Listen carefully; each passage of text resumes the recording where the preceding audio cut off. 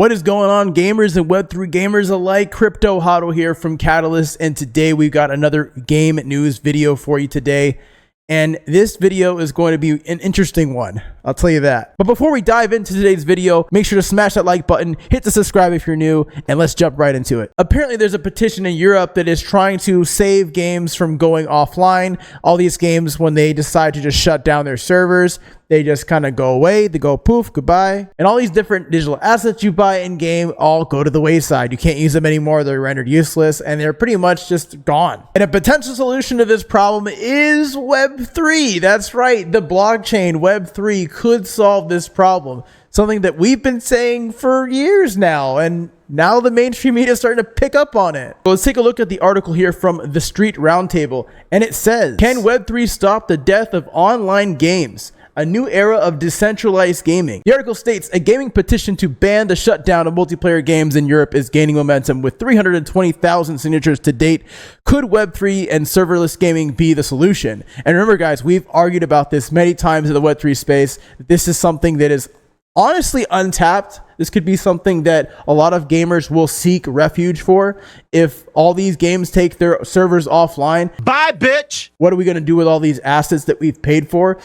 That question of ownership keeps coming back up, and this is an opportunity for Web3 to actually hop in and solve that problem. The article goes on to say a European petition aimed at preserving video games and protecting consumer rights is making noise in the gaming circles and online forums. The petition, part of the European Citizens Initiative, has set a goal of gathering 1 million signatures to push for a law that would prevent publishers from rendering multiplayer games unplayable when they decide to shut down their servers. One of the petition creators, Ross Scott, expressed his dismay at the current state of gaming on social platform Reddit, stating that it was an assault on human rights and that in any other industry it would be illegal. With more and more games designed to be played exclusively online, the issue of ownership and server space is exacerbated. The functionality of some of the most popular games today relies heavily on the publisher. Titles like Battlefield, Call of Duty, and more recently The Crew were taken offline. This leaves players who paid for these games with nothing to show for their investment. The proposed law within the petition would require publishers to leave the games in a functional state ever after server support ends, encouraging players to host their own servers. And now we come to the part of the article that everyone and their mother is wondering, does Web3 gaming hold the answer? Well, no fucking shit. The article goes on to state, as the petition gathers signatures, the Web3 gaming community is taking notice and offering the potential solution of serverless gaming. CTO of Web3 Gaming Protocol, Tashi, tells us that this bill could be the forcing function necessary to push game developers into a new and innovative infrastructure strategies. The overdependence on publishers and the major expense of servers in centralized environments has led to unsustainable development models. Anderson explains that Tashi removes the need for server functions using a new consensus engine, which means multiplayer games can be built to enable continued access to games beyond publisher support. Web3, which leverages blockchain technology, could allow games to operate in a decentralized manner, removing the reliance on a single server or publisher. It could also allow for community-driven hosting solutions where players can take over the operational aspects of a game once the publisher steps away. We've been saying this for over 4 years now in Web3. I've been saying this for about 2 to 3 years now in Web3. I mean, come on, people. We've been saying this for a while. It's so funny to me that now this is kind of becoming mainstream because the glaring problem is obvious. When the game turns off, what are you going to do with all your digital assets? Nothing. They're gone.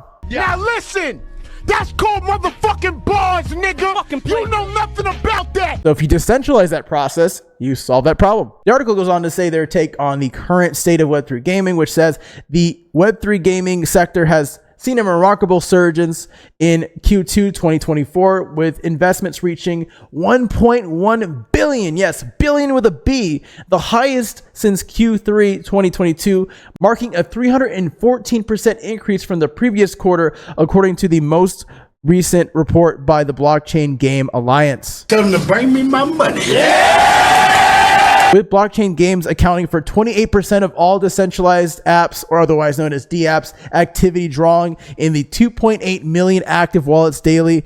The sector's significance within the Web3 ecosystem is cemented. The success of Web3 gaming this year highlights the resilience and expansion of key players in the Web3 gaming space. Games like Alien Worlds, Sandbox, Upland Pixels, and Sweat Economy continue to make huge strides, maintaining robust user bases, while new entrances like Guild of Guardians quickly gain traction following their recent launches. If Web3 infrastructure protocols like Tashi can team up with publishers and players to offer secure solutions for the future of gaming, it could prevent games being killed unless absolutely necessary. We've been saying this for years, folks. As the petition inches closer to its target, the discussion around Web3 and serverless gaming is heating up, offering a glimpse of the future where players could have greater control and ownership over the games they love. Now, I gotta say, I hate to say I told you so, but I told you so. In fact, Catalyst has told you so. Time and time again, we know where the future is going.